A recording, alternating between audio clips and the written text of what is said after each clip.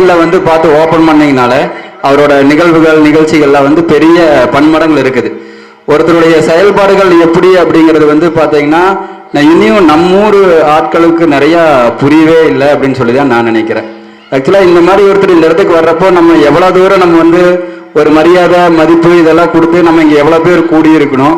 But எல்லாரும் இந்த online அப்படின்னு சொல்லிட்டு நம்ம இந்த லைவ் டெலிகாஸ்ட் போடுறங்காட்டிக்கு அதில் மட்டும் பார்த்தீங்கன்னா கண்டினியூவாக ஒரு 200 பேர் 300 பேர் ஆன்லைனில் பார்த்துட்டே இருக்காங்க. ஆனால் இங்கே வராமல் எல்லாம் வீட்டிலேருந்தே பார்க்க ஆரம்பிச்சுக்கிறாங்க. பட் இருந்தாலும் இதில் சொல்ல விரும்புவது என்னென்னு கேட்டிங்கன்னா, நம்ம கோவில் திங்களூர் மாரியம்மன் கோவில், அந்த திங்களூர் மாரியம்மன் கோவில் கிட்டத்தட்ட வேலைகள்லாம் வந்து பார்த்தீங்கன்னா ஒரு 80%லேருந்து 90% வேலைகள்லாம் முடிவடைஞ்சிருச்சு. நம்ம கோயிலில் வந்து பார்த்தீங்கன்னா வசூல் அப்படிங்கிறது ஒரு விஷயம் வந்து ஊரெல்லாம் போயிட்டு வந்திருக்கோம். பட் கண்டினியூவாக எல்லா கோயிலையும் வந்து வரி வசூல்கள்லாம் நடந்துட்டு இருக்குது. திங்களூர் மாரியம்மன் கோயில் வாசல்ல எழுதுறாங்க, தினந்தோறும் சாயந்தரம் எழுதுறாங்க. ரெண்டாவது அன்னமார் கோயில் வாசல்லையும் தினந்தோறும் இந்த 18 நாள் நிகழ்வுகளையும் எழுதிட்டு இருக்காங்க. அது போக பார்த்தீங்கன்னா கருவலூர் மாரியம்மன் கோயில் நிகழ்வுகளையும் கோயிலையும் வாசல்ல எழுதிட்டு இருக்காங்க. அதுங்காட்டிக்கு ஊர் மக்கள் வந்து அனைவரும் இந்த வரி வசூல் அப்படிங்கிற ஒரு விஷயம் வந்து போயிட்டு இருக்குது. அனைவரும் எல்லாத்தோடைய பங்களிப்பு அளிக்க வேண்டும் என்று கேட்டுக்கொள்கிறோம். நன்றி. பக்தி என்னும் திறவுகோள் உரையினை தொடங்குகின்றார் நகைச்சுவை தென்றல் எஸ்.டி. கலையமுதன் அவர்கள்.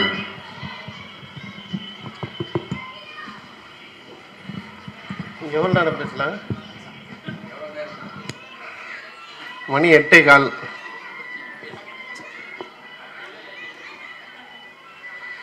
எங்கே போனாலும் கேட்டுருவேன் எவ்வளோ நேரம் பேசலாம்.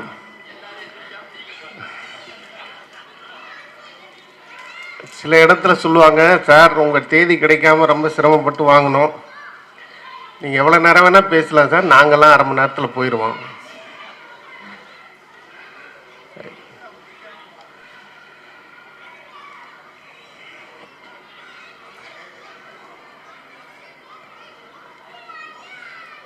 ஒன்பதரை வரைக்கும் பேசுகிறோம். 9.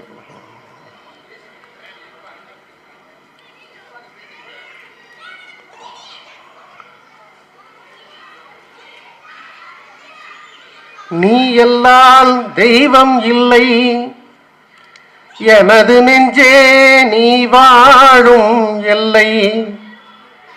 முருகா நீ எல்லால் தெய்வம் இல்லை, எனது நெஞ்சே நீ வாழும் எல்லை. முருகா நீ எல்லால் தெய்வம் இல்லை. தாயாகி அன்பு பாலூட்டி வளர்த்தாய், தாயாகி அன்பு பாலூட்டி வளர்த்தாய்.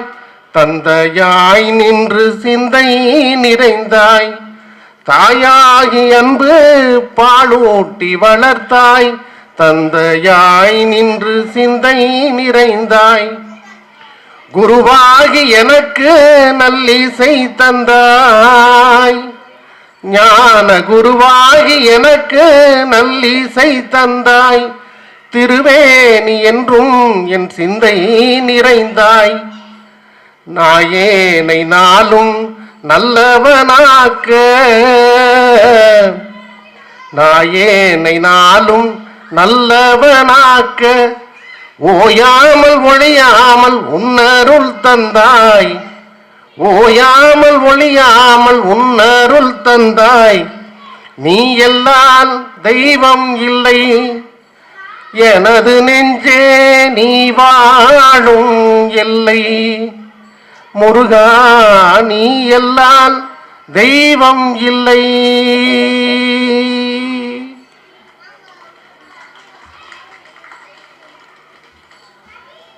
தோகை மயில் உளவிடும் கந்தன், சுடற்கரத்திருக்கும் வெற்றி, வாகையே சுமக்கும் வேலை, வணங்குவது எமக்கு வேலை. இந்த கோவை மாநகரத்தினுடைய உடையம்பாளையம் பகுதியில் வெகு சிறப்பாக இந்த நிகழ்ச்சிகளை எல்லாம் கட்டமைத்து வெகு அற்புதமாக நடத்தி கொண்டிருக்கிற இந்த பகுதியினுடைய ஆன்மீக அன்பர்களே, பெரியோர்களே, தாய்மார்களே, என் நெஞ்சமெல்லாம் இனிக்கிற அன்பு சகோதரர் திரு வசந்தகுமார் அவர்களே. எங்க அதுக்குள்ள காணாம போயிட்டாரு? இருக்காரா? சரி. கல்யாணம் ஆயிடுச்சு அவருக்கு? ரொம்ப வெட்கப்படுறாரு. இன்றைக்கு 100 ரூபா கொடுத்து ஒரு பல்பு வாங்கி கொடுத்தாங்கன்னா கோயிலுக்கு, அதில் 300 ரூபாய்க்கு பெயிண்ட் வச்சு எழுதுறான். 100 ரூபா கொடுத்து ஒரு பல்பு வாங்கி கொடுத்துட்டு 300 ரூபாய்க்கு பெயிண்ட் வச்சு எழுதுறான். ஆனால் எனக்கு தெரிந்து நான் இது வந்து 3வது முறை இங்கே வரேன். அதெல்லாம் பட்டிமன்றம் ஒரு 5-6 முறை வந்துட்டேன். இடையராதும் துடையராதும் ஒரு ஆன்மீக பணியை, ஒரு மக்கள் பணியை முன்னின்று நடத்துகிறவர்கள் விமர்சனங்கள் இல்லாமல் மிகப்பெரிய விளைவுகள் கிடைக்காது. விமர்சனங்கள் வந்தால் தான் அவங்க நல்லது செய்கிறாங்கன்னு அர்த்தம். யாருமே எதுவும் சொல்லலைன்னா என்ன அர்த்தம்? அவங்க செய்கிறது பிரயோஜனம் இல்லைன்னு அர்த்தம். அந்த வகையில் இங்கே நான் உட்கார்ந்திருந்த அந்த கொஞ்ச நேரத்தில் தெரிந்து கொண்ட அந்த விஷயத்தின் வழி அன்பிற்கினிய சகோதரர் திரு வசந்தகுமார் அவர்களுக்கு இந்த ஒரு நல்ல நாளிலே நம்ம அனைவரின் சார்பில் நெஞ்சார்ந்த வாழ்த்துக்களையும் பேரன்பையும் தெரிவித்துக் கொள்வோம். ஒரு கிராமத்தில் ஒரு வசதியானவர் இருந்தார், நல்ல வசதியானவர். இப்போ கொஞ்ச நாள் முன்னாடி கொரோனா வந்துச்சுல்ல, இந்த கொரோனா சமயத்தில் அந்த கிராமத்தில் குடியிருக்கவங்க மொத்தம் 3000 பேர். 3000 பேர் குடியிருக்கிற கிராமத்தில் இவர் என்ன பண்ணார், காலையில் எழுந்து அவரே வீட்டில் பெரிய சட்டி வச்சு கபசுர குடிநீர் காய்ச்சி எடுத்துகிட்டு போய் பேப்பரில் ஒரு லிஸ்ட் எழுதி வச்சுக்கிட்டு 83 வீட்டை மட்டும் கதவை தட்டி எழுப்பி ஒவ்வொருத்தருக்காக கபசுர குடிநீர் கொடுத்தார். கொரோனா முடிஞ்சு போச்சு. எல்லாருக்கும் ஒரு சந்தேகம், 3000 பேர் குடியிருக்கிற வீட்டில் 83 பேர் வீட்டை மட்டும் தேடி அடையாளம் கண்டுபிடிச்சு டெய்லியும் கொண்டு போய் கபசுர குடிநீர் கொடுத்தானே, அப்படி என்ன அந்த 83 பேர் ஸ்பெஷல்னு சொல்லி அந்த ஆள் போய் கேட்டாங்க. ஏங்க இங்கே 3000 பேர் குடியிருக்கிறோம், இந்த 83 பேர் வீட்டில் மட்டும் டெய்லியும் போய் கபசுர குடிநீர் கொடுத்தீங்களே, என்ன காரணம்னு கேட்டப்ப அவன் சொன்னான், இந்த 83 பேர் என்கிட்ட கடன் வாங்கியிருக்கிறான். இந்த கடன் வாங்கினவெல்லாம் நல்லா இருந்தால் தான் நான் நல்லா இருக்க முடியும். அதுக்காக நான் கபசுரன் குடிநீர் குடித்தேன், வேற ஒன்றும் பொது சேவைகள்லாம் இல்லை. அப்படியெல்லாம் இன்னைக்கு மக்கள் இருக்கிற நிலைமையில ஒரு நல்ல பணியை முன்னின்று நடத்துகிற வசந்தகுமாருக்கு உங்களுடைய பேராதரவு எப்போதும் இருக்க வேண்டும் என்று இந்த நேரத்தில் கேட்டு, கையெல்லாம் தட்டலைன்னா கூட நான் கவலைப்பட மாட்டேன், ஒன்றும் வருத்தமும் பட மாட்டேன். ஏன்னா எதிரிலே இருக்கிற கூட்டத்தினுடைய எண்ணிக்கையும் மக்களுடைய பாங்கும் எனக்கு தெரியும். தினந்தோறும் மேடைகளோடு பழகி பார்த்ததுனால இந்த முன்னாடி இருக்கிற கேமரா மட்டும் இருந்தால் போதும், நான் பேசிடுவேன், ஒரு பிரச்சனையும் இல்லை. புதியகம் டிவியில் டெய்லி நான் பேசுறது ஒரு கிளிப்பிங் போடுறாங்க. அது எப்படின்னா ஒரு மாதத்துக்கு ஒரு முறை எடுத்துக்குவாங்க, எடுத்ததுக்கப்புறமா அதை டெய்லியும் சின்ன சின்னதாக கட் பண்ணி போடுறாங்க. இங்கேயாவது ஒரு 50-60 பேர் உட்காந்துருக்கீங்க. அந்த ஷூட்டிங் நடக்கிற இடத்துல அந்த கேமராமேனும் நானும் மட்டும்தான் இருப்போம். ஒரு கொஞ்சம் பேர், ஒரு 100 பேராவது உட்காந்துருந்தா தான் ஒரு பேச்சாளருக்கு பேச்சு வரும். கேமராமேனை மட்டுமே பார்த்துக்கிட்டு பேசுறது எவ்வளோ பெரிய தற்கொலை முயற்சி பாருங்க. அவரும் இந்த முறை போய் ரெக்கார்டிங் ஆரம்பிச்சுட்டு ரெடியாக ஸ்டார்ட் 5 4 3 2 1 அப்படின்னு சொல்லிட்டு கேமரா ஆன் பண்ணி வச்சுட்டு கதவை சாத்திட்டு போயிட்டார். தனியாக பேசுறதுல ஒன்றும் பிரச்சனை இல்லை. இதுக்கு முன்னாடி இன்னொரு சிறப்பு நடந்தது. இதே மாதிரி ஒரு கேமராமேன் இருந்தார், நானும் வீட்டிலேருந்து தயார் பண்ணிட்டு போய் ரொம்ப மெனக்கெட்டு, ஏன்னா இப்போ நாங்கள்லாம் பாருங்கள், நான் வெளிநாட்டில் எங்கேயாவது பேசினேன்னா இங்கே சேலம் வர்றதுக்குள்ளே அது உடனே யூடியூப்பில் வந்துடுது. அடுத்து ஏதாவது ஒரு கூட்டத்தில் பேசினா அங்கேயே கேட்குறாங்க, இது நேற்று தான் அங்கே பேசுனீங்கன்னு. நான் தான் அந்த ஊரில் போய் பேசினேன், இன்னும் யார் இங்கே வர சொன்னான். அந்த கேமராமேன் பார்த்துக்கிட்டே இருக்கிறாரு. என்ன, நான் ஒரு 15-20 ஜோக் சொல்லிட்டேன், ஒன்று கூட சிரிக்கல. அவர் ஏதோ ஒரு ஜோக்கு 2 ஜோக்கு சிரிக்கல, தோத்து போச்சுன்னா தைரியமாக இருக்கலாம். 15 ஜோக்கு சொல்லி 15க்கும் சிரிக்கலண்ணா. எனக்கு என்னன்னா, இவன் ஒருத்தனையே சிரிக்க வைக்க முடியல. இது ஏரில் போய் எங்கே டிவியில் பார்த்து என்ன மக்கள் சிரிக்க போகிறான்னு ஒரு பயத்தில், தம்பி ஒரு நிமிஷம் கேமராவை நிறுத்து அப்படின்னு நான் மைக்கெல்லாம் கழட்டிட்டு போய் அவன் கிட்டே நின்று, எப்பா 15 ஜோக் சொன்னனே, அரை மணி நேரமாக பேசியிருக்கிறான், ஒரு ஜோக்கு கூடவா அவனுக்கு சிரிப்பு வரலன்னா, அவன் என்னை உத்து பார்த்துட்டு கேட்டான், கேரே கே போல் ரகா ஹூன்னா. அவன் இந்திக்காரன். இந்த மாதிரி டெய்லியும் வித்தியாசமான மனிதர்களோடு பழகுவதால இந்த எண்ணிக்கையும் இந்த கைதட்டலை பற்றி எல்லாம் ஒன்றும் கவலை இல்லை. அமர்ந்திருக்கிற பெருமக்கள் எண்ணிக்கையிலே குறைவாக இருந்தாலும் எண்ணங்களிலே மிகப்பெரிய நல்ல மனதுக்கு சொந்தக்காரர்களாக இருக்கிறீர்கள். அது வரைக்கும் உங்க எல்லோருக்கும் நன்றியை சொல்லி, மீண்டும் அன்பு சகோதரர் திரு வசந்தகுமாருக்கும் இந்த நிகழ்ச்சியை முன்னின்று நடத்துகின்ற அண்ணன் பேர் எல்லார் பேருமே எனக்கு தெரியும். ஆனால் இப்போ பேர் சொல்ல நேரம் இல்லைன்றதுனால வேகமாக போயிடுவோம். இந்த நல்ல நிகழ்ச்சியை உங்களை எல்லாம் நான் சந்திக்கிற இந்த நல்ல சந்தர்ப்பத்தினை ஏற்படுத்தி கொடுத்திருக்கிற நம்முடைய கோவை மாநகரத்திலே தமிழை கண்ணன கருதி இடையராதும் தடையராதும் தமிழ் பணி ஆற்றி கொண்டிருக்கிற மக்கள் மருத்துவர், மிகுந்த மரியாதைக்கும் வணக்கத்திற்கும் உரிய மருத்துவர் சுப்பிரமணியம் ஐயா அவர்களுக்கு என் நெஞ்சார்ந்த வாழ்த்துக்களையும் வணக்கங்களையும் இந்த நேரத்தில் சொல்லி, மருத்துவர் அம்மையார் நம்ம லட்சுமி சுப்பிரமணியம் வந்திருக்காங்க, அவரையும் வணங்கி, நம்ம கம்பன் கலைக்கூடத்தினுடைய அண்ணன் ஆறுமுகம், சந்திரபிரியா, நம்ம எல்லாருக்கும் நன்றி வாழ்த்துக்களையும் சொல்லி, நான் கொஞ்சம் லேட்டு, கடகடமாக வேகமாக போய் முடிச்சிடலாம். ஒரு நல்ல செய்தியோடு இந்த நிகழ்ச்சியை ஆரம்பிக்கலாம். பக்தியின் திறவுகோல் அப்படின்னு ஒரு தலைப்பில் தான் சந்தேகம் இருக்குதாம்மா? பக்தி என்னும் திறவுகோலா? பக்தி என்னும், நீங்க எந்த தலைப்பு சொன்னாலும் நான் அதுக்கு வந்து கட்டிடுவேன். பக்தி என்னும் திறவுகோல் இன்றைக்கு நடைமுறை யதார்த்த வாழ்க்கையில பக்தி என்பது எப்படி புரிந்து கொள்ளப்படுகிறது? நம்ம எல்லாரும் கோயிலுக்கு போறோம், எல்லாரும் சாமி கும்பிடுறோம், எல்லாருக்கும் பக்தி இருக்கு, எல்லார் மனதிலும் கடவுளிடத்துல ஒரு வேண்டுதல் இருக்கு. ஒரு சின்ன கற்பனை பண்ணி பாருங்களேன், இந்த உலகத்தில் எல்லோரும் மிகப்பெரிய வசதியானவர்களா இருந்தா, எல்லார்கிட்டையும் நிறைய பணம் இருந்தா, எல்லாரும் நல்ல ஆரோக்கியமானவர்களா இருந்தா, யார் வீட்லயும் எந்த பிரச்சனையும் இல்லைன்னா, யாருக்கும் சண்டை வரலன்னா, யாருக்கும் யார் மேலேயும் எந்த துவேஷமும் இல்லைன்னா, எல்லார் வீட்லயும் ஒரு 4 கார் நிக்குது, நல்ல வசதி வாய்ப்பா இருக்கா, ஆரோக்கியமா இருக்கா, எந்த பிரச்சனையும் இல்லைன்னா எவனாவது கோயிலுக்கு போவானா? போவாங்களா? அட்லீஸ்ட் கோயில் பக்கமாவது போவாங்களா? இந்த உலகத்துல இன்னைக்கு 7.9 பில்லியன் மக்கள் வாழ்றாங்க. 7.9 பில்லியன்னா எவ்வளவுனாங்க? 800 கோடி பேர் வாழ்றோம். இந்த பூமி பந்துல வந்து வட துருவம்னு ஒன்று இருக்குது, தென் துருவம்னு ஒன்று இருக்கு. இந்த வட துருவத்திலிருந்து தென் துருவம் வரைக்கும் நடுவில் இருக்கிற எல்லா நாட்டிலையும் சேர்ந்து மொத்தமா வாழ்ற மக்களுடைய எண்ணிக்கை 800 கோடி. இந்த 800 கோடி பேர்ல வெவ்வேறு நாடுகளா நம்ம பிரிஞ்சு கிடக்கிறோம். இப்ப நம்ம இந்து மக்கள் இங்க இந்தியாவுக்குள்ள நம்ம இந்து கடவுளை வழிபடுறோம். வேற நாட்டுல வேற ஒரு மார்க்கத்தை கடைபிடிக்கிறாங்க, இன்னொரு நாட்டுல இன்னொரு மதத்தை தழுவி இருக்கிறாங்க. ஆனா அவங்க எல்லாருக்கும் பொதுவான ஒரு நோக்கம் என்னன்னா, நமக்கு மேலே கடவுள்னு ஒரு சக்தி இருக்குன்னு நம்ம நம்புறோம். மனித குலம் நம்புது இல்லையா?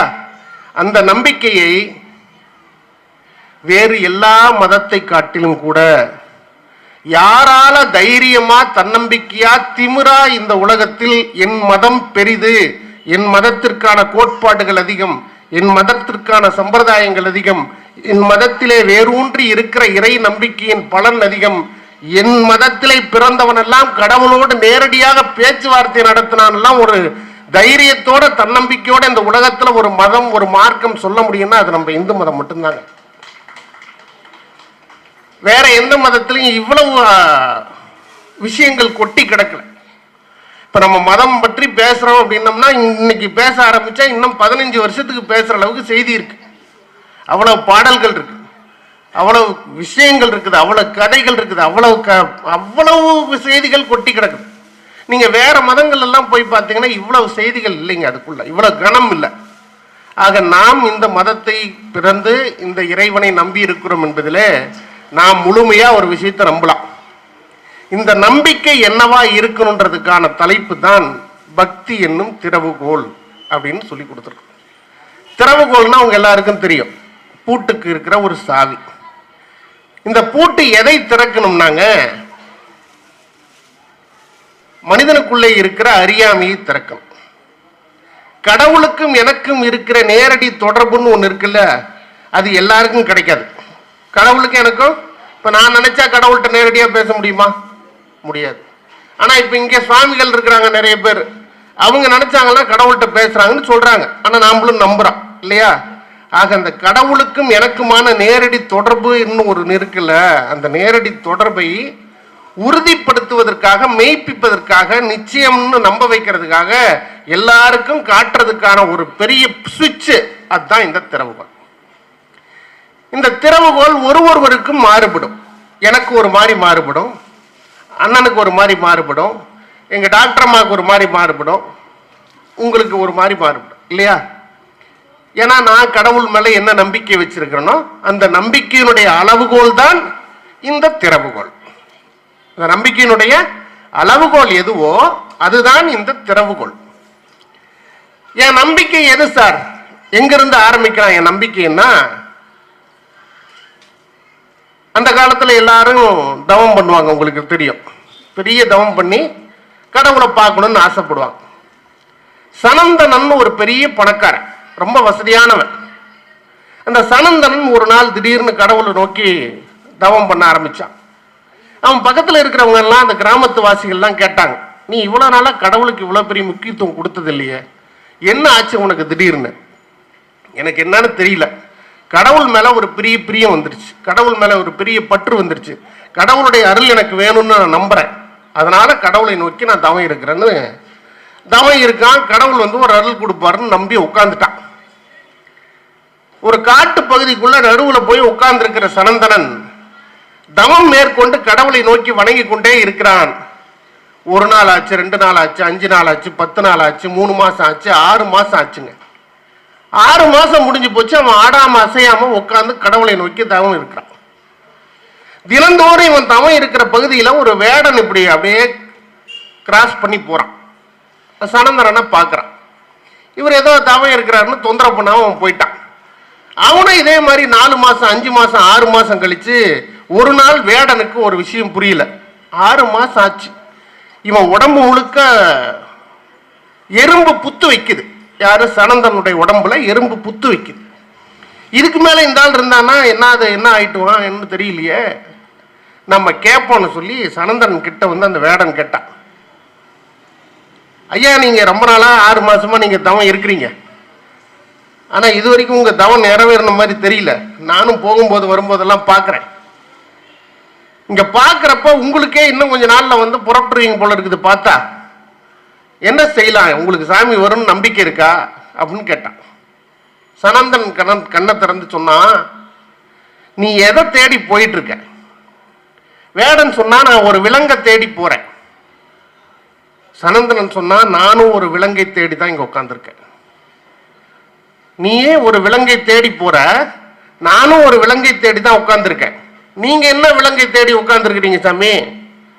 சனந்தனன் சொன்னா, நான் யாருக்காக உட்கார்ந்திருக்கிறேனோ, எதை நோக்கி தவம் செய்கிறேனோ, எந்த விலங்கு உங்ககிட்ட நான் இப்ப அடையாளம் காட்டுறேனோ அந்த விலங்கு எப்படி இருக்கும்னா, கழுத்து வரைக்கும் மனிதனாய் இருக்கும், கழுத்துக்கு மேல சிங்கமா இருக்கும், கழுத்து வரைக்கும் மனுஷனா இருக்கும், கழுத்துக்கு மேல சிங்கமா இருக்கும்.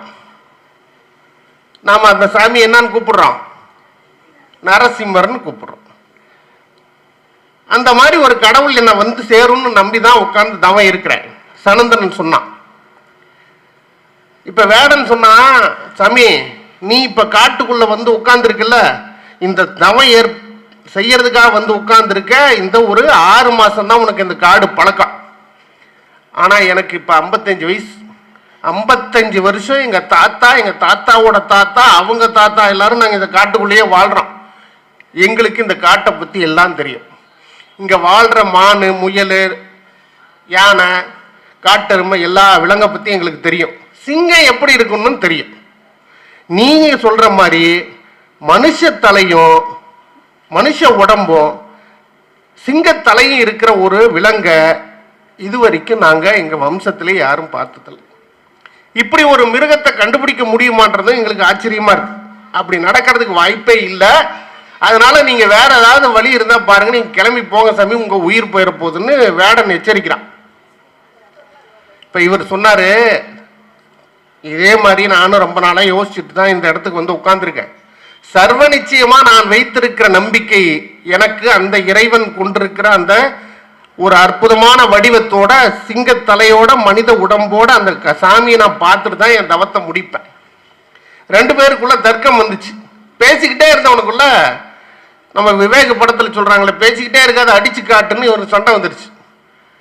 வேடன் சொன்னா, இன்னைக்கு சாயந்தரம் அந்தி பொழுது வர்றதுக்குள்ள, அதாவது சூரியன் மறையறதுக்குள்ள நான் உள்ள போய் காட்டுக்குள்ள தேடுறேன்.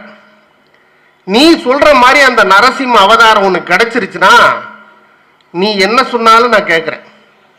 அப்படி ஒருவேளை அந்த நரசிம்ம அவதாரம் நீ சொல்றதை போல அந்த நரசிம்மர் உருவம் உள்ள ஒரு விலங்கு கிடைக்கலன்னா நீ தவத்தை கலைச்சிட்டு எந்திரிச்சு போகணும், சரியா அப்படின்னா. சரி, இவன் கிளம்பி போனான் உள்ள. இவர் தவத்தை ஆரம்பிச்சு பண்ணிட்டு இருக்காரு. உள்ளே போன விலங்கை தேடி உள்ளே போன வேடன் ஒரு 2-3 மணி நேரம் அவன் மனசை பக்குவப்படுத்தி, ஏன்னா நம்ம வேடன் புலால் சாப்பிட்றவன், கடவுள் மேல பெரிய பற்று கிடையாது அவனுக்கு.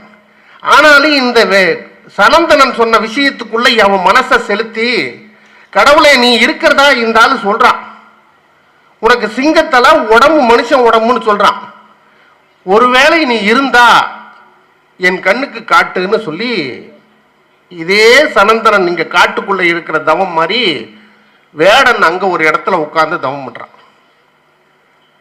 அன்பிற்கினிய பெரியோர்களே, இறைவன் என்பது எங்கே இருக்கிறது என்றால் நாம் வைத்திருக்கிற நம்பிக்கையில் தான் இருக்கிறது. அந்த நம்பிக்கை இருந்தாதான் கடவுள். தெய்வம் என்றால் அது தெய்வம், வெறும் சிலை என்றால் அது சிலைதான். உண்டு என்றால் அது உண்டு, இல்லை என்றால் அது இல்லை. பெரிய பிளிரல் சத்தம், காடே நொறுங்கி போகிற அளவுக்கு ஒரு மிகப்பெரிய சத்தம்,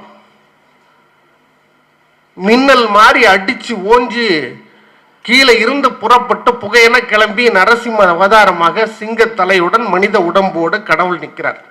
யாரு முன்னாடி? வேடன் முன்னாடி. 6 மாசமா இங்க ஒருத்தன் தவம் பண்றான், அவன் முன்னாடி நிக்கல, இந்த வேடன் முன்னாடி நிக்கிறான் கடவுள்.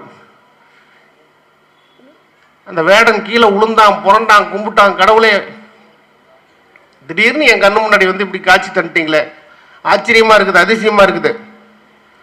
ஆனாலும் எனக்கு வேற ஒரு வேலை மிச்சம் இருக்குது, நீங்க தப்பிச்சு போயிடக்கூடாதுன்னு நான் ஒன்று செய்ய போறேன் அப்படின்னு சாமி நின்றுகிட்டே இருக்காருங்க. இவன் என்ன பண்ணா, மரத்துல இருக்கிற பட்டைகளை எல்லாம் உரிச்சான். மரம் இருக்குல்ல, நிறைய மரம் இருக்குல்ல, அந்த மரத்துல இருக்கிற பட்டையெல்லாம் உரிச்சு ஒரு பெரிய கயிறா கட்டி, கயித்தை ஒரு முனையில இவன் கையில வச்சுக்கிட்டு இன்னொரு முனையை ஒரு சுருக்கு போட்டு, இப்ப நம்ம நாயை வாக்கிங் கூட்டு போறோம்ல, அந்த மாதிரி சுருக்கு எடுத்து சாமி கழுத்துல மாட்டி விட்டான். நரசிம்மர் கழுத்துல சுருக்கு மாட்டி இருக்கு. இப்ப நம்ம நாய் வாக்கிங் கூட்டு போற மாதிரி சாமியை வாங்க வாங்கன்னு கூட்டிட்டு போறான். எங்க? சாமியார்கிட்ட கூட்டுறான். கரெக்டா வந்துட்டாங்க. இப்ப இங்க உட்கார்ந்து இருக்கிற தபசு பண்ணிட்டு இருக்கிற சனந்தனன், அந்த உருமல் சத்தம் அவருக்கு கேட்குது. உருமல் சத்தம் கேட்குது. கண்ணை முழிச்சு பார்த்தார். அங்கிருந்து நடந்து வரான் வேடன். இந்த காட்சி அப்படியே கண்ணில் யோசிச்சு பாருங்க. நடந்து வருகிற வேடன் கையில கயிறு இருக்குங்க. நரசிம்மமா இருக்கிற இறைவனுடைய உயரம் என்னவா இருக்குன்னு யோசிச்சு பாருங்க. அந்த உயரத்துக்கு கயிறு மேல போய் கழுத்தை சுருக்கிட்டு இருக்குது. நடந்து வருகிற வேடன் கையில் இருக்கிற கயிறு தெரியுது. இறைவன் கையில் கழுத்தில் சொருக்கப்பட்டிருக்கிற சுருக்கிடப்பட்டிருக்கிற அந்த சுருக்கும் தெரியுது. இந்த கயிறு முழுசும் தெரியுது. நரசிம்மர் மட்டும் இவனுக்கு தெரியலீங்க. இவருக்கு ஒன்றும் புரியல. வேடன் கொண்டு நிறுத்தி, சாமி நீங்க சொன்னபடியே கண்டுபிடிச்சிட்டா இங்க பாருங்க அப்படின்னு காட்டுறான். கை தெரியுது, கயிறு தெரியுது, சுருக்கு தெரியுது, முகம் தெரியல, உருவம் தெரியல, சத்தம் கேட்குது. சனந்தன் சொன்னான், கடவுளே நான் இவ்வளவு நாள் உனக்காக இவ்வளவுலாம் விரதம் இருந்தேன், கஷ்டப்பட்டேன், இப்படியே உட்கார்ந்து தவம் பண்ணேன், என் கண்ணுக்கு காட்சி தெரில. இவன் இப்பதான் வந்தான், காலையில தான் என்கிட்ட பேசிட்டு போனான். ஒரு ½ கேப்ல வந்து உன்னை கேப்சர் பண்ணிட்டானே கடவுளே, இது என்ன அநியாயமா இருக்குது. அப்ப நான் இத்தனை நாள் கஷ்டப்பட்டதெல்லாம் பொய்யா அப்படின்னு கேட்டார். இறைவன் சொன்னா, என்னை நோக்கி நீ தவம் செய்து என்னிடமிருந்து ஏதாவது அருள் பெற்று உனக்கு ஒரு பலனை தேடிக்கொள்வதற்காக நீ செய்தது தவம். என்னை நோக்கி ஒரு தவம் செய்து தன் பக்தி மெய்ப்பிக்கப்படுகிறது என்கின்ற ஒரே நோக்கத்திற்காக அமர்ந்து அவன் செய்தானே, அது உன்னை விட உயரிய தவம். அதனால் அவனுக்கு காட்சி தந்தார். இவன் இவ்வளவு பெரிய பணக்காரன், இவ்வளவு பெரிய மனுஷன், இவ்வளவு பெரிய வசதியானவன், இவ்வளவு பெரிய வாய்ப்பும் வசதியும் சூழ்நிலையும் இருந்து போய் உட்கார்ந்து சாமியை நோக்கி தவம் பண்ணி கூடங்க யாருடைய தவம் மெய்ப்பிக்கப்படுகிறது? யாரால் வெற்றி பெற முடிகிறது? யாரால் இறைவன் அடியை சேர முடிகிறது? யாருக்கு இறைவன் காட்சி கொடுக்கிறான்? யாருக்கு இறைவன் தன் வாழ்நாளில் ஒரு முறையேனும் வாழ்க்கையின் கடைசி கட்டம் வரைக்கும் இருக்கிற எல்லா பிரச்சனைகளையும் தீர்த்துக்கொள் என்கின்ற நம்பிக்கையை கொடுப்பான் என்றால் முழுவதுமாக நம்மை சரணடைத்துக் கொள்கிற போது மட்டும்தான் அது நடக்கும். இதுதான் இந்த பக்தியினுடைய திறவுகோல். இந்த திறவுகோல் என்பது நம்ம மனசாட்சிக்கு மட்டுமே தான் தெரியும். நம்ம மனசாட்சிக்கு மட்டும்தான் தெரியும் நம்ம திறவுகோல் என்னன்னு. நம்ம வீட்டுக்காரம்மா கூட தெரியாது, சொன்னாலும் அவங்க நம்ப மாட்டாங்க. புரியுதானா இல்லையா? வாளால் அறுத்து சுடினும் மருத்துவன்பால் தாளாத பற்று கொண்ட காதல் நோயாளன் போலன்னு ஒரு பாட்டு இருக்குது. குலசேகர ஆழ்வார்னு ஒருத்தர் சொல்லியிருக்காரு. இப்ப எங்க டாக்டர் அம்மா இருக்காங்க, டாக்டர் ஐயா இருக்காங்க. இவங்கெல்லாம் மனுஷங்களை கத்தி வச்சு இப்படி அறுத்து, மனுஷ உடம்ப கத்திய வச்சு அறுத்து வைத்தியம் பார்க்கறாங்க இல்லையா? உலகத்திலே நாம யாருக்கிட்டையாவது கத்தியை கொடுப்போமா? நம்பி பொண்டாட்டிட்டு கொடுப்போமா? இந்த கத்தியை வச்சுக்க, இந்த கொஞ்சம் கிளி அப்படி கொடுப்போமா? வேற யார்கிட்ட வேணா கொடுத்துடலாம், பொண்டாட்டி நம்பி கொடுக்க கூடாது இல்லையா? ஆனா ஒருத்தர் நம்பி கொடுக்கிறோம். யாரு? அவங்க தான் டாக்டர், மருத்துவர்கள். கத்தி அவங்க கையில இருக்கு, உடம்பு நம்ம கிட்ட இருக்கு. நீங்க என்ன வேணா செய்யுங்க, நீங்க இதை செஞ்சாதான் நான் பொழைப்பேன்னு நம்புறேன். பார்த்தீங்களா? அந்த நம்பிக்கையை தான் குலசேகர ஆழ்வார் சொல்றாரு. வாளால் அறுத்து சுடினும் மருத்துவன்பால் தாளாத பற்று கொண்ட காதல் நோயாளன் போல. கடவுளே, பெருமாளே, நீ என்னை என்ன வேணா செய்ய, ஆனா உன் மேல நான் எப்பவுமே காதலோட இருக்கிறேன். டாக்டருக்கு ஒரு அர்த்தம் கண்டுபிடிச்சாங்க அந்த காலத்துல. இந்த முறையில் தாங்க, இந்த சமயத்துல தாங்க இத்தனை பெரிய சிறப்புகள் இருக்கு. இப்ப இன்னைக்கு டாக்டருக்கு நம்ம அர்த்தம் வெவ்வேறு மாதிரிலாம் கண்டுபிடிக்கலாம். அம்மாக்குறாங்க, கோச்சுக்க மாட்டாங்க. அன்னைக்கு வேகமா ஒருத்தன் ஓடி வந்தான். டாக்டருக்கு ரூமுக்கு முன்னாடி ஒருத்தர் உட்காந்துருப்பாங்கல்ல, ஒரு ஆயம்மா அந்த மாதிரி உட்காந்துருப்பாங்கல்ல. பெரிய கூட்டமா இருக்குதுங்க, வெயிட் பண்ணுங்க டோக்கன்களா. இல்ல நான் அவசரமா டாக்டர் பாக்குறோம். சரி, ஏதோ அர்ஜென்டா போறான்னு உள்ள விட்டாங்க. டாக்டர் வந்தாரு, பக்கத்துல உட்காந்துருந்தாரு. வாப்பா உட்காருனாரு.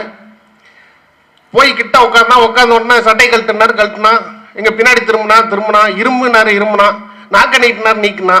சொல்லி என்ன பண்ணுது? நான் சாமி, நான் கொரியர் கொடுக்கறதுக்கு வந்தேன்னா. அவன் கொரியர் தான் கொடுக்க வந்தான். கிடைச்ச அந்த ஒரு வாய்ப்பு கூட மிஸ் பண்ண முடியாத நிலைமையில இன்னைக்கு டாக்டர்கள் இருக்கிறோம். அன்றைக்கு மருத்துவம் செய்தவர்கள் எப்படின்னா, மருத்துவத்தோடு மகத்துவம் செய்தார்கள். எப்படி செஞ்சாங்க?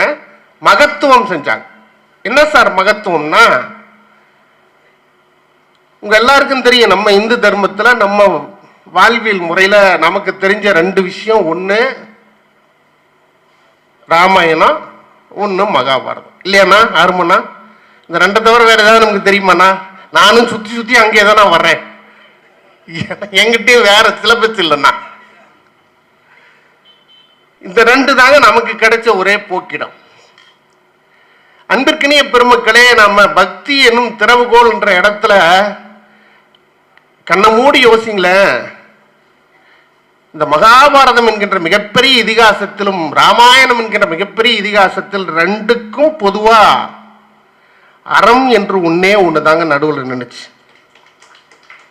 இந்த அறம் என்ற வார்த்தைக்கு அர்த்தம் கற்பிச்சவன் 2 பேர். இந்த பாரதத்துல ஒருத்தன், ராமாயணத்துல ஒருத்தன்.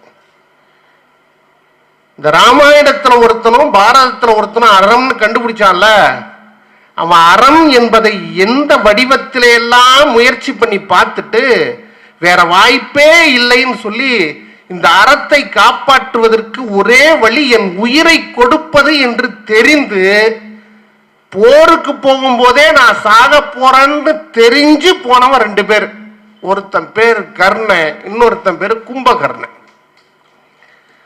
மகாபாரதத்துல அவன் பேரு கர்ண, ராமாயணத்துல அவன் பேரு கும்பகர்ண. மகாபாரதத்துல சொல்லப்படுகிற கர்ணனை பத்தி எல்லாம் உங்களுக்கு நிறைய சொல்லியிருப்பாங்க. அவர் யாரு என்ன அந்த பாட்டெல்லாம் உங்களை எல்லாரும் கிட்டத்தட்ட நீங்களே பேசுவீங்க கர்ணனை பத்தி 3 மணி நேரம். ஆனா இந்த ராமாயணத்துல பேசப்பட்ட கும்பகர்ணனை பத்தி நிறைய பேர் பேசுறது இல்லைங்க, நிறைய பேர் சொல்றது இல்லை. போருக்கு இப்ப போறேன்னா நான் திரும்ப வர மாட்டேன்னு தெரிஞ்சு அறத்தின் பொருட்டு இருக்கிற நம்பிக்கையால் இந்த உலகத்திலே நான் இந்த அறத்தை காப்பாற்றி இருக்கிறேன் என்கின்ற வரலாற்றை இந்த வையகம் கடைசி நாள் வரைக்கும் பேச வேண்டும் என்ற ஒரு உயர்ந்த உள்நோக்கத்தோடு இறுதி வரைக்கும் போராடிட்டு கிளம்பி போனவன் கும்பகர்ணன். நீங்க சினிமால யூடியூப்ல இதுல எல்லாம் பாத்தீங்கன்னா கும்பகர்ணன் பாத்தீங்கன்னா நம்மள மாதிரி மனுஷன் இல்ல. ஏன்னா அவங்க அரக்க குணம், அரக்க குலம். கும்பகர்ணன் இங்க இருந்து பனைமரத்துக்கு உயரத்துக்கு இருப்பான்னு சொல்றாங்க, பனைமரம் மாதிரி 10 மடங்கு இருப்பான்னு சொல்றாங்க. ராவணன் நிற்கிற உயரம் தான் கும்பகர்ணன் நிற்கிறான் அப்படின்னு நம்மளால கணக்கு போட முடியாதான். இப்ப ராவணனும் அரக்கன் தான், கும்பகர்ணனும் அரக்கன் தான். ராவனுடைய தம்பி தான் கும்பகர்ணன், கும்பகர்ணனுடைய தம்பி தான் வீடனன், வீடனுடைய தங்கச்சி தான் யாரு சூர்பனகை. ராவண அவனுக்கு கீழே கும்பகர்ண, கும்பகர்ணனுக்கு கீழே விபீஷண, விபீஷணனுக்கு கீழே சூர்பனகை. 4 பேர் இருக்காங்க. 4 பேரும் அரக்கர் வம்சம். இந்த 4 பேரும் அரக்கர் வம்சத்துல இந்த முன்னாடி இருக்க 3 பேர் இருக்கான்லங்க, இந்த 3 ஆண்களும் பிரம்மனுடைய வாரிசுகளாம், பிரம்மன் வழி வந்தவர்கள். அதனாலதான் அவங்களுக்கு இந்த அறம் என்பது அவர்கள் உள்ளத்தோடு உடலோடு ஒட்டி இருந்தது. கும்பகர்ணனுடைய உயரம் என்ன கணக்கு போட முடியாது, அவன் உருவம் என்ன கணக்கு போட முடியாது. சரி, அவனை எதுக்கு சார் நம்ம கணக்குல எடுத்துக்கிட்டோம்? எல்லாரும் அவன் என்ன நினைக்கிறாங்கன்னா 6 மாசம் தூங்குவான், 6 மாசம் முழிச்சிருப்பான். இந்த 6 மாசம் தூங்குறான் 6 மாசம் முழிச்சிருக்கான்ற கான்செப்ட் இருக்கு பாத்தீங்களா? அது எப்படி நடந்ததுன்னா, பிரம்மன் கிட்ட வரம் வாங்குறாங்க. யாரு? அண்ணன் தம்பிங்க 3 பேரும், விபீஷண, ராவண, கும்பகர்ண 3 பேரும் பிரம்மன்கிட்ட வரம் வாங்குறாங்க. இவங்க 2 பேரும் வரம் வாங்கும் போது எந்த குழப்பமும் இல்லாமல் நீங்கள் நல்லா இருக்கணும்னு பிரம்மன் வாழ்த்திட்டாரு. இவனுக்கு மட்டும் ஒரு சின்ன பிரச்சனை ஆயிடுச்சு. ஒரு சின்ன வார்த்தை தவறா சொல்லி நித்திரை என்ற வார்த்தையை கும்பகர்ணன் உபயோகப்படுத்திக்கிட்டான். அதனால அவன் காலமே பாதி வாழ்நாள் முழுக்க தூக்கத்திலேயே போச்சு. இப்ப ஏற்கனவே ஒரு சாபமா இது. இந்த நிலையில தான்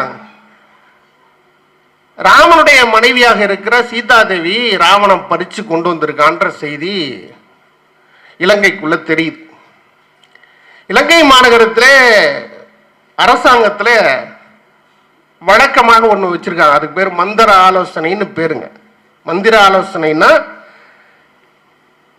நாட்டுடைய தலைவராக அரசனாக இருக்கிற இலங்கை வேந்தன் ராவணன் மேல உட்கார்ந்துருப்பான், கீழே அவன் அமைச்சில இருக்கக்கூடிய அத்தனை அமைச்சர் பெருமக்களும் உட்கார்ந்துருப்பாங்க. அவங்க கிட்ட ராவணன் பெரும்பாலும் கருத்து கேட்டு ஒன்னொன்னு செய்வானாம், அது வழக்கம். சீதையை தூக்கிட்டு வந்துட்டான், செய்தி கும்பகர்ணனுக்கு போகுது. அந்த மந்திர ஆலோசனைக்கு கும்பகர்ணன் அழைக்கப்படுகிறான். நேரா போனா எல்லாரும் உட்கார்ந்துருக்காங்க. ராவணனை எதிர்த்து யாராவது பேச முடியுமா? யாராவது பேச முடியுமா? நீ செஞ்சது தப்புடான்னு சொல்ல முடியுமா? இன்னொருத்த முன்னாடி ஏன்டா தூக்கிட்டு வந்தேன்னு கேட்கலாமா? எவனும் செய்யல, ஒருத்தரும் கேட்கல, யாருமே கேட்கல.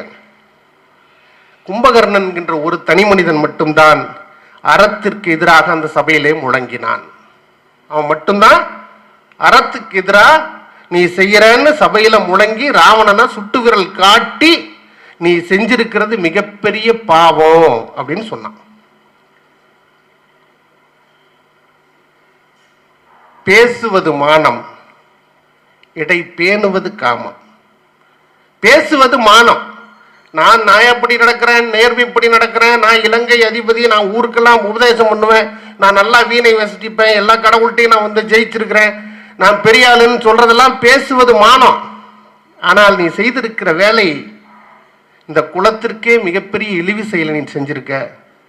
இடை பேணுவது காமம். இது மிகப்பெரிய தவறுன்னா இப்படி செய்யாதன்னு சொல்றான். மந்திர ஆலோசனை நடந்துகிட்டே இருக்குது. அங்க நடைபெற்று கொண்டிருக்கிற அந்த கூச்சல் குழப்பத்திலே இவனுக்கு தூக்கம் வந்துருச்சு. மீட்டிங் நடந்துகிட்டே இருக்கிறப்ப கும்பகர்ணன் தூக்கம் வந்துருச்சு, போய் தூங்கிட்டான். கும்பகர்ணன். இங்க இருந்து கிளம்பி ராமன்கிட்ட சண்டைக்கு ராவணன் கிளம்பி போறான். நியாயப்படி பார்த்தீங்கன்னா எப்பவுமே போர்ல முதல் அட்டம்ப்ட் இந்த சின்ன சிப்பாயெல்லாம் அனுப்புவாங்க, நம்ம செஸ் மாதிரி. அடுத்ததுதான் மந்திரி எல்லாம் அனுப்புவாங்க, அடுத்தது சேனாதிபதி அனுப்புவாங்க, அடுத்தது பவர்ஃபுல்லா தான் வந்து மன்னன் கடைசியா தான் போவான். இப்ப எப்படி நம்ம படத்துலலாம் வராங்க, கடைசியா வராருல்ல ஹீரோ, அப்படி. ஆனா இங்க என்ன நடந்துச்சுன்னா, ராவணன் கிளம்பி சண்டைக்கு முதலாவதாக போயிட்டான். இவன் தான் மன்னன், கடைசியா போக வேண்டிய ஆளு. ராமன்ட்ட சண்டைக்கு முதல்லயே போயிட்டான். போன உடனே ராமனே அதை எதிர்பார்க்கல. இவன் என்னடா முதல்ல இவனே வந்துட்டான் அப்படின்னு பார்த்துட்டு, சரி ஓகே அந்த சண்டை நடந்துச்சு, அதெல்லாம் உங்க கதை உங்களுக்கு தெரியும். சண்டை நடந்தது. முதல் நாளே ராமன் நினைச்சான், ஏற்கனவே நான் ஒரு தவறு பண்ணிட்டேன். யாரு? ராமன். என்ன தவறுனாங்க, இந்த சண்டைக்கு முன்னாடி போய் அனுமன் பேச்சை கேட்டு வாலின்னு ஒரு குரங்கினத்துடைய தலைவனை வந்து ராமன் கொன்னுட்டான். அதுவும் வந்து ஒரு ஒய்ஃப் மேட்டர்ல தான் நடந்துச்சு. இந்த ஒய்ஃப் மேட்டர்ல நடந்த சண்டையில நான் ஒரு தப்பு பண்ணிட்டேன், மீண்டும் அந்த தவறு நடந்து விடக் கூடாதுன்றதுனால இந்த இடத்துல அதை யோசிச்சு பார்த்து, உனக்கு ஒரு சந்தர்ப்பம் கொடுக்கிறேன், இன்று போய் நாளை வா அப்படின்னு அனுப்பிவிட்டேன். இன்னைக்கு போயிட்டு நாளைக்கு வா. ராவணன் கிளம்பி வந்தான். இப்ப ராவணனுக்கு தோத்து போனதை விட பெரிய கேவலம், அசிங்கம், அவமானம் என்னன்னா, தோத்து போயிட்டான். அதை விடவும் பெரிய அவமானமா அவன் கருதுறது, இன்னைக்கு போயிட்டு நாளைக்கு வான்னு என்ன சொல்லிட்டானே. செத்துருந்தா கூட பரவாயில்ல, இவ்வளவு பெரிய ஆளு இல்லைங்களா, கைலாயத்தையே தூக்கி அடிக்கிற அளவுக்கு வலிமை பொருந்திய ராவணன் ஒரு சாதாரண மனுஷ பிறவிதான ராமன். இன்று போய் நாளை வான் நமக்கு உயிர் பிச்சை போட்டு அனுப்பிட்டானே. இந்த ஆதங்கம், தவிப்பு தாங்க முடியலைங்க. நேரா வந்தான், இலங்கைக்குள்ள வந்தோன்னு வேலையா போய் அவனை எழுப்பிட்டு வாங்கன்னா கும்பகர்ணன் எழுப்ப சொல்றான். கும்பகர்ணன் சாதாரணமா எழுப்ப முடியாது. ஒரு 5-6-10 யானைய குதிரையெல்லாம் அவன் மேல ஓட விடணுமா. அப்படி பண்ணாதான் அவன் எந்திரிப்பான். ஒரு 100 பேர் சேர்ந்து மேல அடிக்கணும், குத்துறோம், இப்படி எல்லாம் செஞ்சாதான் கும்பகர்ணன் எந்திரிப்பான். ஒரு வழியா எல்லாரும் போராடி கும்பகர்ணனை எழுப்பிட்டாங்க. எழுந்து கண்ணை திறந்த உடனே முதல் கேள்வி கும்பகர்ணன் கேட்டானா, ஏண்டா இன்னும் அந்த சீதையை விடலையாடா நீங்க அப்படின்னு. எந்திரிச்ச உடனே, இன்னும் நீங்க சீதையை விடலையாடா? விடல. சரி வாங்க போவோம், இன்னையோட என் சோழி முடிஞ்சுன்னு எனக்கு தெரிஞ்சிருச்சு, இதுக்கு மேல என்ன இருக்குது, வாங்க போவோம். புறப்பட்டு வந்தான். வந்து உட்கார்றான். கும்பகர்ணன் அமர்ந்திருக்கிற உயரம்தான் ராவணன் நின்று இருக்கிற உயரங்க. கும்பகர்ணன் உட்கார்ந்து இருந்தான்னா அந்த உயரம் தான் ராவணன் நிக்கிற உயரமா. கும்பகர்ணன் வந்து உட்கார்ந்த உடனே ராவணன் பார்க்கறான், ஒரு வார்த்தை கூட பேசலையாம். அவனே எடுத்துட்டு வந்து இந்த மார்பு கச்சை, கிரீடம், கையில கட்டுறது, இங்க கட்டுறது, இந்த வெப்பன் எல்லாம் வச்சு கட்டி விடுறான். போருக்கு தயார் பண்றான். போருக்கு தானே அனுப்பணும், முடிவு பண்ணிட்டல, முடிவாயிடுச்சு போருக்கு போகணும். கடைசி நிமிடத்தில் கூட இந்த காட்சியை நீங்க வாய்ப்பு இருக்கும்போது உங்களுடைய யூடியூப்ல எல்லாம் போட்டு பாருங்க. என்னை விடவும் ரொம்ப சிறப்பா, ரொம்ப பேரழகோட நிறைய பேர் சொல்லியிருக்காங்க. அது அவங்க சொல்றப்ப அந்த அந்த அந்த விஷயங்கள் எல்லாம் நீங்க கேட்கறதுக்கு அவ்வளவு கேட்டுக்கிட்டே இருக்கலாம்.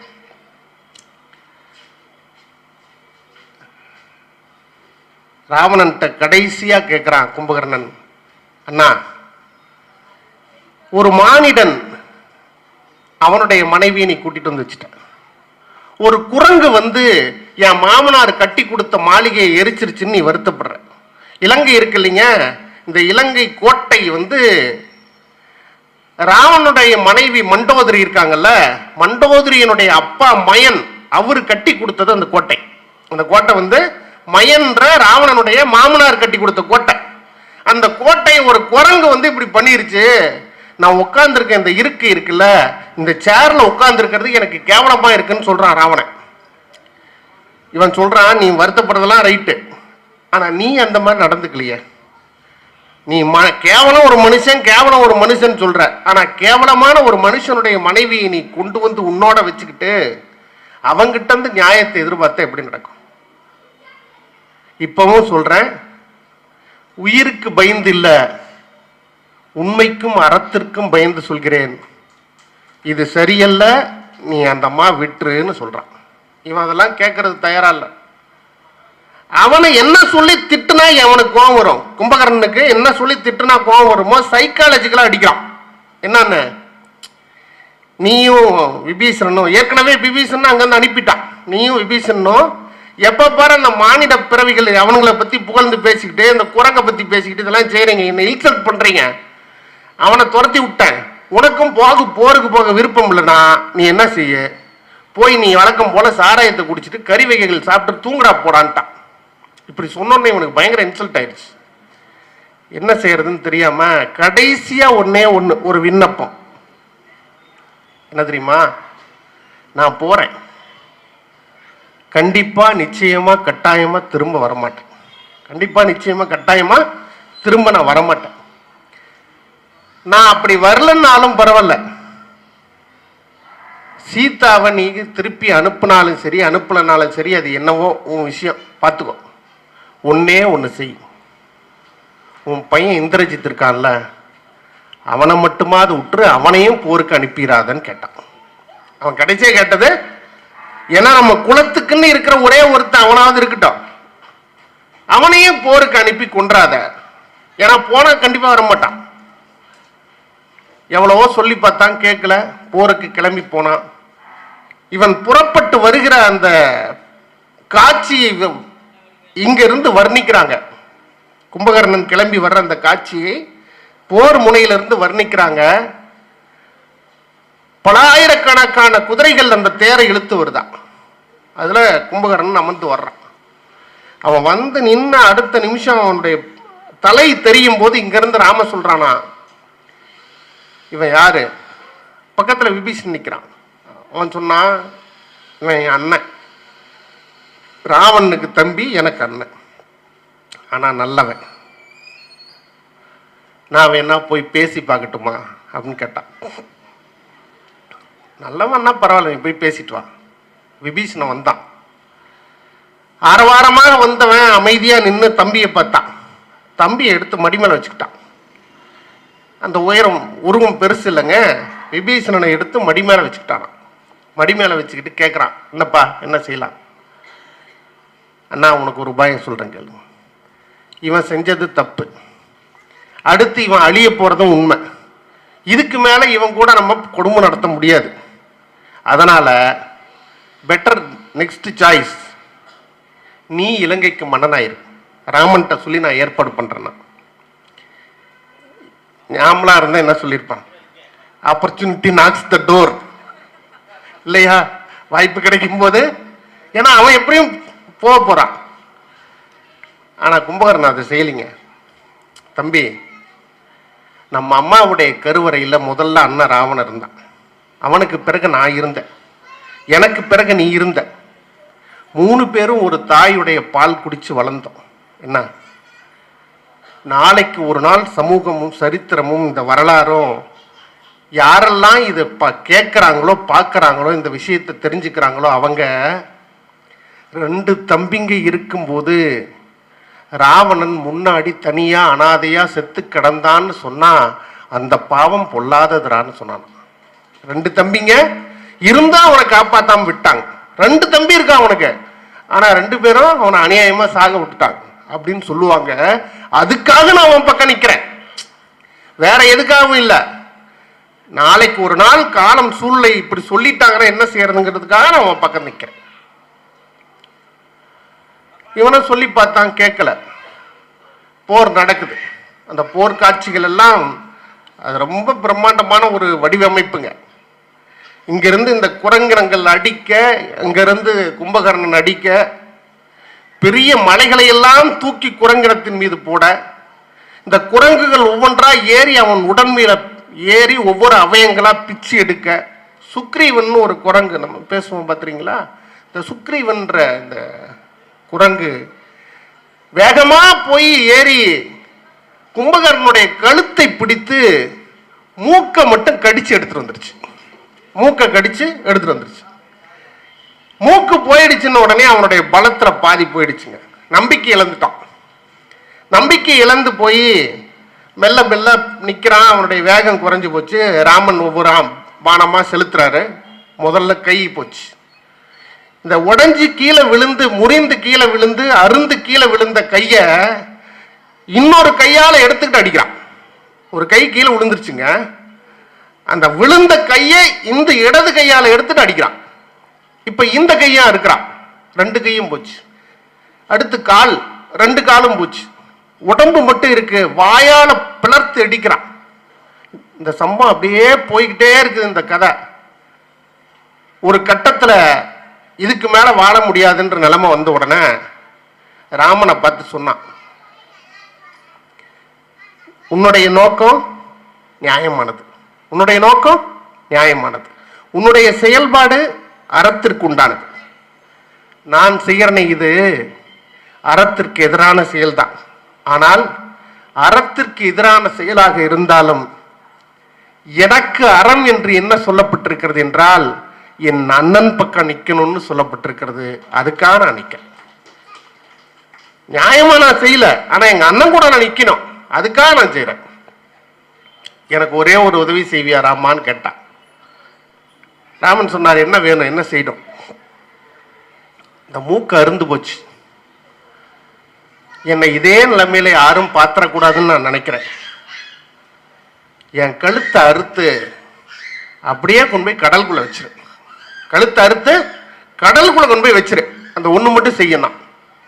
ராமன் அதே மாதிரி கழுத்தை அறுத்து அப்படியே கடலுக்குள்ள கொண்டு போய் உள்ள விட்டுட்டார். கும்பகர்ணன் ஒரு பாத்திரங்க. ராமன் கடவுள்னு அவனுக்கு தெரியும்.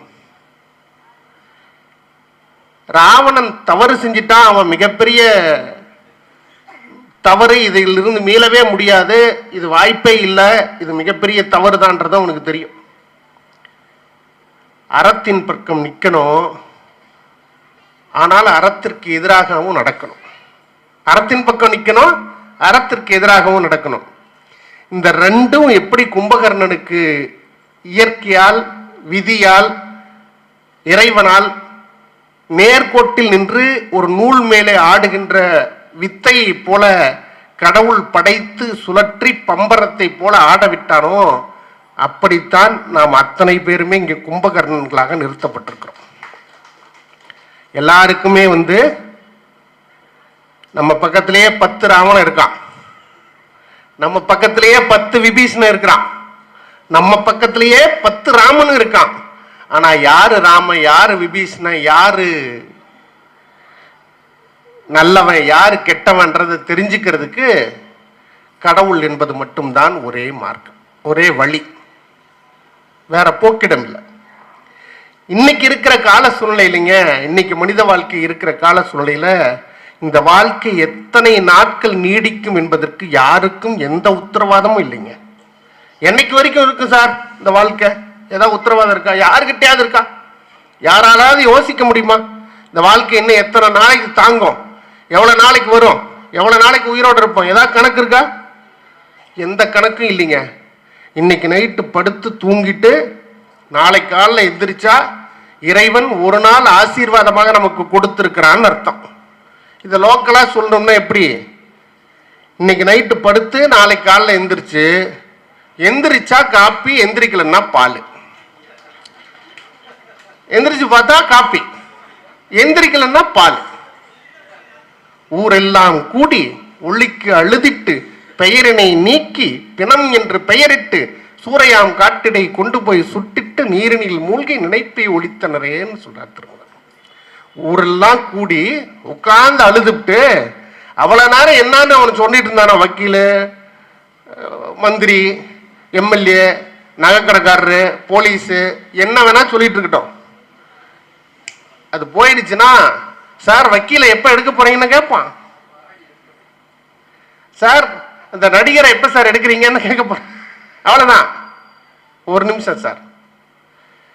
இப்ப நீங்க பாருங்க, உலகத்திலேயே பெரிய பணக்காரர் இன்னைக்கு வந்து எலான் மஸ்க்னு ஒருத்தர் இருக்கார். அவர் தான் உலகத்திலே பெரிய பணக்காரர். எலான் மஸ்க்குக்கே நாளைக்கு ஏதாவது ஒன்று ஆயிடுச்சுன்னா அவரே அந்த ஃப்ரீசர் பாக்ஸை கடையில் எங்கேருந்தாவது வாடகைக்கு தாங்க எடுக்கணும். அவர் சொந்தமாக வீட்லேயே வச்சிருப்பார் அவர் ஃப்ரீசர் பாக்ஸ் செஞ்சு. நான்லாம் பெரிய பணக்காரன், நான் எப்பவுமே என் பக்கத்திலே வச்சிருப்பேன் அப்படின்னு வச்சிருக்க முடியுமா? கடவுள் ஃப்ரீசர் பாக்ஸ் மாதிரி தாங்க இந்த வாழ்க்கை. கடவுள் நமக்கு கொடுத்திருக்கிற வாழ்க்கை என்பது என்றைக்கு வரைக்கும் இருக்கிறது என்ற கணக்கு இறைவனால் கொடுக்கப்பட்டிருக்கிறதோ அந்த நாள் வரைக்கும். வந்தது தெரியும், போவது எங்கே, வாசல் நமக்கே தெரியாது. வந்தவரெல்லாம் தங்கிவிட்டால் இந்த மண்ணில் நமக்கு இடம் ஏது. கூக்குரலாலே கிடைக்காது, இந்த கோட்டைக்கு போனால் திரும்பாது. வேற என்ன நடக்கும்? ஒண்ணுமே நடக்காது. அவ்வளவுதான். அதுக்கு என்ன செய்யணும்னா நம்மளை நாம தயார் பண்ணிக்கணும். என்னன்னு, போனால் போகட்டும் போடா, போனால் போகட்டும் போடா. இந்த பூமியில் நிலையாய் வாழ்ந்தவர் யாரடா, போனால் போகட்டும் போடா. கிடைச்சிருக்கிற இந்த அற்புதமான பிறவியை இப்பிறவி தப்பினால் எப்பிறவி வாய்க்குமோன்னு சொல்றாங்க. இந்த பிறவியை ஒண்ணு விட்டுட்டா அடுத்து ஒரு பிறவி வருமா வராதான்னு நமக்கு தெரியாது. ஆனா அப்படி ஒரு பிறவி வந்துருச்சு வச்சுக்குவோம். அந்த பிறவியில் நமக்கு காது கேட்கணும், கண்ணு தெரியணும், நடக்க முடியணும், சாப்பிட முடியணும், நல்ல ஒரு வேலை கிடைக்கணும், ஓரளவுக்கு காசு வேணும், இதெல்லாம் இருக்கணும்ல. அதுக்கு ஏதாவது ப்ரூஃப் இருக்கா? ஏதாவது அக்ரிமெண்ட் இருக்கா? ஏதாவது கணக்கு இருக்கா? அப்படி கணக்கு இல்லை சார்.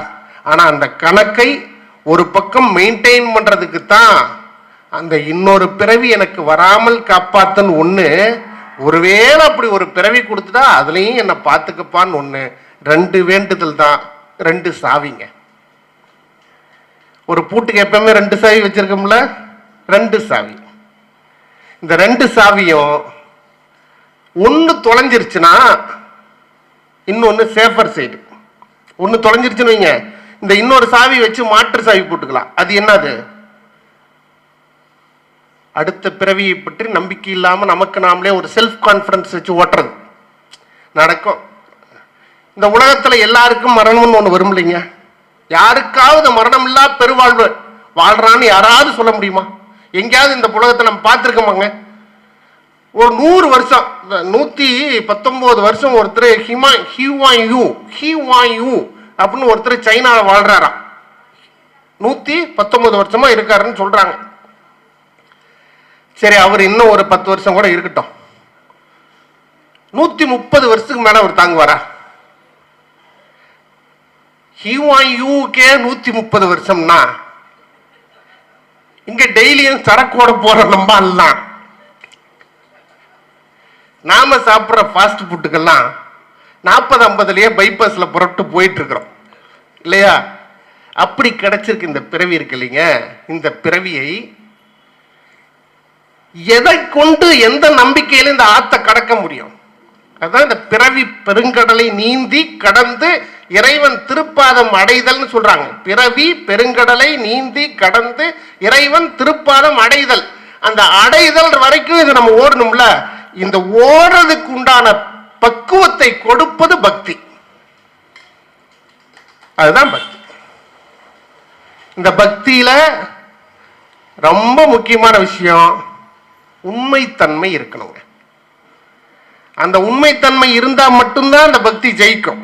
இல்லைன்னா அது புகையா கிளம்பிடும், பொய்யா போயிடும். எனக்கு தெரிஞ்சு ஒரு 15 நாள் 20 நாள் முன்னாடி, மார்கழி மாசத்துக்கு முன்னாடி ஒரு கல்யாணத்துக்கு போயிருந்தேன். கல்யாணத்தில் ஐயர் வந்து புகையெல்லாம் கிளப்பி விட்டு கெட்டிமலம் கட்டுறாங்க. மாப்பிள்ளை பதற்றத்தில் புகையில தாலியை கொண்டு போனவன் தாலி கட்டி முடிச்சுட்டு பார்த்தா புகையெல்லாம் விளங்குனதுக்கு அப்புறம் பொண்ணோட சித்தி கழுத்தில் கட்டிவிட்டான். அப்புறம் பார்த்து கேட்டாங்க, தம்பி தவறா நடந்து போச்சுப்பா, அம்மா என்னம்மா செய்யலாம்? சித்தி சொன்னிச்சு கட்டினது கட்டுறதான் இனிமேலாம் மாற்றுவதற்கு வழி இல்லை அப்படின்னு. அதனால புகையா போயிடும் நம்ம பக்தி. இந்த புகையா இல்லாம பக்தியை நமக்கானதா மாத்துறதுக்கு 2 விஷயம் உறுதியா வேணும். அதுல 2 சாவி வேணும். ஒரு சாவி இறைவன் மீது நாம வைத்திருக்கிற நம்பிக்கை. இந்த நம்பிக்கை பொய்யில்லை என்று இறைவனுக்கு நாம காட்டணும். இந்த 2ம் நடக்கணும், சைமல்டேனியஸா நடக்கும். இந்த 2 நடந்தாதான் நாம எதிர்பார்க்கிற எல்லா விஷயங்களும் வந்து சேரும். நேத்து வந்து இன்னைக்கு வந்து மார்கழி எத்தனாவது நாள்மா? 4வது நாள். 3வது நாள் பாட்டு உங்க எல்லாருக்கும் தெரியும். எல்லாருக்குமே தெரியுமில்ல? தெரியாதவங்க இருக்கிறீங்களா? ஓங்கி உலகளந்த உத்தமன் பேர்பாடி நாங்கள் நம் பாவைக்கு சாற்று நீர் ஆடினால் தீங்கின்றி நாடெல்லாம் திங்கள் மும்மாறி பெய்து ஓங்கு பெருஞ் சென்னல் ஊடு கயலுகள பூங்குவலை போதில் பொறிவண்டு கண்படுப்ப தேங்காதே புக்கிருந்து சீர்த்த முளை பற்றி வாங்க குடம் நிறைக்கும் வள்ளல் பெரும்பசுக்கள் நீங்காத செல்வம் நிறைந்தேலோர் எம்பாவாய் அப்படின்னு அந்த பாட்டு. ஊடு கயல் உகல அப்படின்னா என்ன அர்த்தம்னாங்க, அந்த காலத்துல இப்ப நம்ம வயல் நாத்து நட்டு வயல் இருக்குல்ல, இப்பெல்லாம் நாத்து நட்டு வயல் வைக்கிறதுக்கே ஆள் போடுறது இல்லை, எல்லாம் மிஷினே பார்த்துக்குது. அந்த காலத்துல நாத்து நட்டு வயல் வச்சு வயலுக்குள்ள ஓடுற தண்ணி இருக்குல்லங்க, அந்த தண்ணிக்குள்ள மீன் குதிக்குமா, அதான் ஊடு கயல் உகல. கயல்னா மீன், ஊடு கயல் உகல அப்படி இருந்துச்சான். அந்த பசு இப்படி திரும்பி பார்க்குமா, திரும்பி பார்த்தா பசுவோட ஓனரு கையில இவ்வளவு பெரிய பாத்திரம் வச்சிருந்தாருன்னா அவ்வளவு பால் கறக்குமா, இவ்வளவு பெரிய பாத்திரம் வச்சிருந்தாருன்னா அவ்வளவு பால் கறக்குமா. வள்ளல் பெரும்பசுக்கள், பசுவை யாரையாவது வள்ளல்னு சொல்லுவானாங்க? ஆண்டாள் சொல்றா வள்ளல் பெரும்பசுக்கள். அந்த மாதிரி நீங்காத செல்வம் நிறைந்தேலோர் எம்பாவாய்ன்னு இறைவன் மீது வைத்திருக்கிற பற்றை விளக்குவதற்கு விரிவானம் போல வார்த்தைகளே கிடைக்காமல் தடுமாறுகிறேன் இறைவான்னு ஆண்டாள் சொன்னது கண்ணுக்கே தெரியாத ஒரு கடவுளை என்னைக்காவது நீ வந்து என்ன பார்த்துக்குவேன்ற நம்பிக்கைங்க. வடிவேலு ஒரு படத்துல ஜோக் வரும் மாதிரி, வரும் ஆனா வராது. அந்த மாதிரி வருவாரான்னு தெரியாது, வரமாட்டாரான்னு தெரியாது, வந்துருவேன்னு நம்பணும். வந்துதான் ஆகணும்னு கூப்பிடணும், வரலன்னா விடமாட்டான்னு சொல்லணும். இது எல்லாத்துக்கும் என்ன வேணும்? என் பக்தி நேர்மையானதாக இருக்கணும், நியாயமானதா இருக்கணும். இன்னைக்கு இருக்கிற இந்த கலியுகத்துல இந்த பக்தியை நாம எப்படி எடுத்துட்டு போகணும்னாங்க, கடவுளுக்கு கொண்டு போய் கொடுக்கிற காசுல மட்டும் இல்லைங்க, அழகு குத்தி மொட்டை அடிச்சு தீப்பந்தம் எடுத்துக்கிட்டு தீச்சட்டி வேட்டிக்கிட்டு போடுறமே அது மட்டும் இல்லைங்க, கடவுள் பேரால் உட்கார்ந்து வசூல் பண்ணி கோயில் கட்டி கும்பாபிஷேகம் நடத்துறமே அது மட்டும் இல்லைங்க. இதையெல்லாம் தாண்டி அன்பிற்கினிய பெருமக்களே, இறைவன் எங்கே இருக்கிறான் என்றால், எந்தெந்த உள்ளங்களிலே இன்னொரு உயிரின் மீது அளப்பரிய அன்பு இருக்கிறதோ அந்தந்த உள்ளங்களில் இறைவன் குடிகொண்டிருக்கிறான். நம்ம ரோட்ல போறோம், ஒரு 10 ரூபாய் எடுத்து ஒருத்தருக்கு கையில கொடுக்குறோம் அப்படின்னா அந்த 10 ரூபாய் மூலமா வர்ற புண்ணியம் அது எனக்கு கணக்குன்னு வச்சு பண்ணோம்னா அது தர்மமே இல்லையா. இதுதான் வந்து அதுவும் திரும்ப அந்த கதை தான், செய் புண்ணியம் அனைத்தும் உனக்கே உதவின்னு சொல்லி கர்ணன் சொன்னான். கர்ணன் அடிபட்டு கீழே கிடக்குறான்.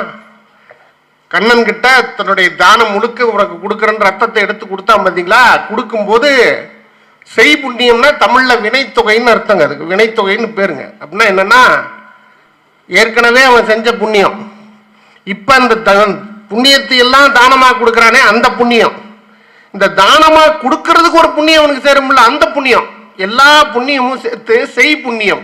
ஊறுகாய்ன்னு சொல்றோம் பாத்தீங்களா, நேற்று ஊறின காய் இன்னைக்கு ஊறுங்காய், நாளைக்கு ஊற போற காய். அந்த மாதிரி செய்த புண்ணியம், செய்கிற புண்ணியம், செய்ய போற புண்ணியம், எல்லா புண்ணியத்துக்கும் சேர்த்து செய் புண்ணியம் அனைத்தும் உனக்கே உதவின்னு கொடுத்தானா. இந்த செய் புண்ணியம் அனைத்தும் உனக்கே உதவினா அதுல கொஞ்சம் புண்ணியம் மட்டும் நான் பேலன்ஸ் வச்சுக்கிறப்பான்னு வச்சிருந்தான்னா கடவுள் அவனுக்கு அவ்வளவு பெருசு காட்சி கொடுத்துட மாட்டான்.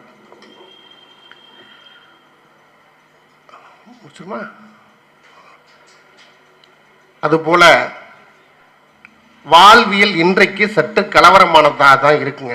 எல்லாருக்குமே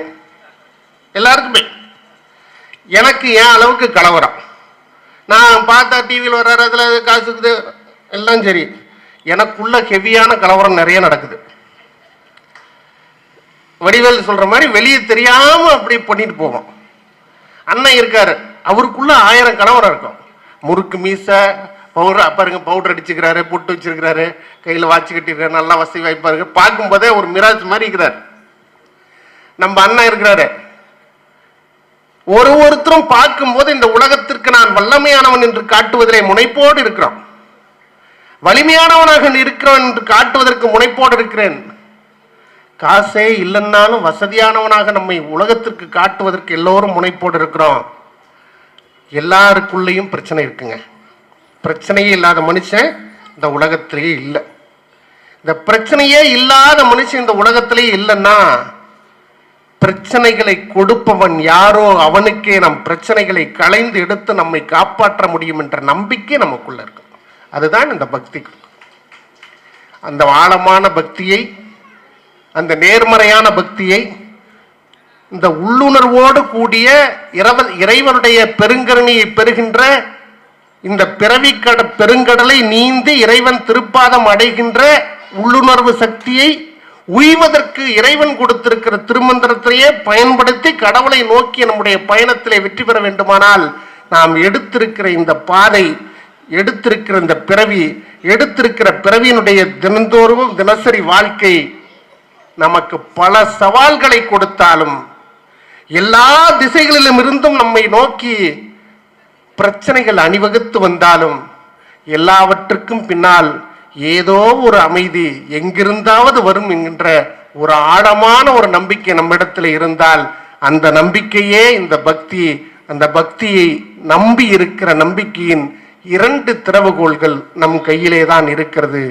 அந்த திறவுகோள்களை நீங்கள் பத்திரமாக வைத்துக் கொள்ளுங்கள். கடவுள் உங்களோடு இருப்பார் என்று சொல்லி அற்புதமான இந்த சந்தர்ப்பத்திலே உங்களை எல்லாம் சந்திக்கிற இந்த நல்ல வாய்ப்பினை ஏற்படுத்தி கொடுத்த நம்முடைய அன்பின்கினிய சகோதரர் திரு வசந்தகுமார் அவர்களுக்கும், நம்முடைய உடையாம்பாளையம் ஊர் பொதுமக்கள் அத்தனை பேருக்கும், என் நெஞ்சமெல்லாம் இணைக்கிற ஐயா மருத்துவர் பண் சுபம்னியம் அவர்களுக்கும், வருகை தந்து இவ்வளவு நேரம் இந்த நிகழ்ச்சியை அமர்ந்து கேட்ட ரசித்த அத்தனை பெருமக்கள் உங்கள் அத்தனை பேருக்கும் எல்லா வளமும் பெற்று நல்வாழ்வு வாழ எல்லாம் வல்ல இறைவனை வேண்டி, பெற்ற தாய் மகன் மறந்தாலும், பிள்ளை பெறும் தாய் மறந்தாலும், கற்ற நெஞ்சகம் கலை மறந்தாலும், கண்கள் நின்று இமைப்பது மறந்தாலும், உற்ற தேகத்தை உயிர் மறந்தாலும், உயிரை மேவிய உடல் மறந்தாலும், உனையென்று மறவேன் என் உயர்தனை தமிழை என்று அன்னை தமிழை வணங்கி, மீண்டும் ஒரு நல்ல சந்தர்ப்பத்திலே உங்களை எல்லாம் சந்திக்கிற வாய்ப்புக்காக இறைவனை வணங்கி விருப்பம் இல்லாமல் விடைபெறுகின்றேன். நன்றி, வணக்கம்.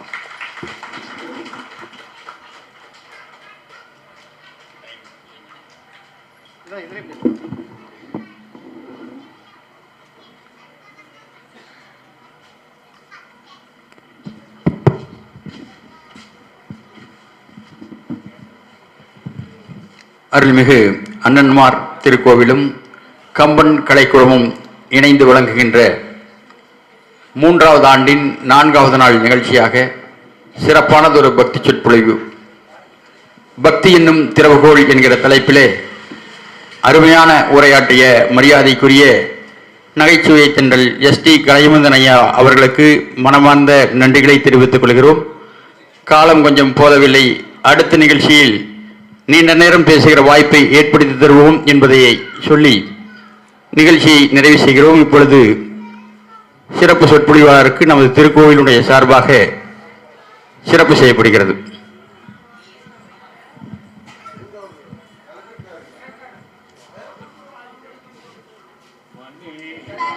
வல்லவனம் நல்ல கதிக்கு யாதுமோ குறைவில்லை. கண்ணில் அதுமுறும் கழுமள வளநகர் பெண்ணில் நல்லாளொடும் பெருந்தகை இருந்ததே. பெண்ணில் நல்லாளொடும் பெருந்தகை இருந்ததே. நான்காவது நாள் நிகழ்ச்சியை சிறப்புடன் நடத்தி கொடுப்பதற்கு ஒத்துழைத்த நிர்வாக குழுவினருக்கும் இங்கே நிகழ்ச்சியிலே கலந்து கொண்டு தலைமை முன்னிலை வரவேற்புரையாற்றிய அத்துணை சகோதரர்களுக்கும் மற்றும் நிகழ்ச்சியிலே சிறப்பாக கலந்து கொண்டு நல்லதொரு வாய்ப்பினை எங்களுக்கு அளித்த பொதுமக்களுக்கும் நன்றி கூறி இந்த நிகழ்ச்சியை நிறைவு செய்கிறோம். நன்றி.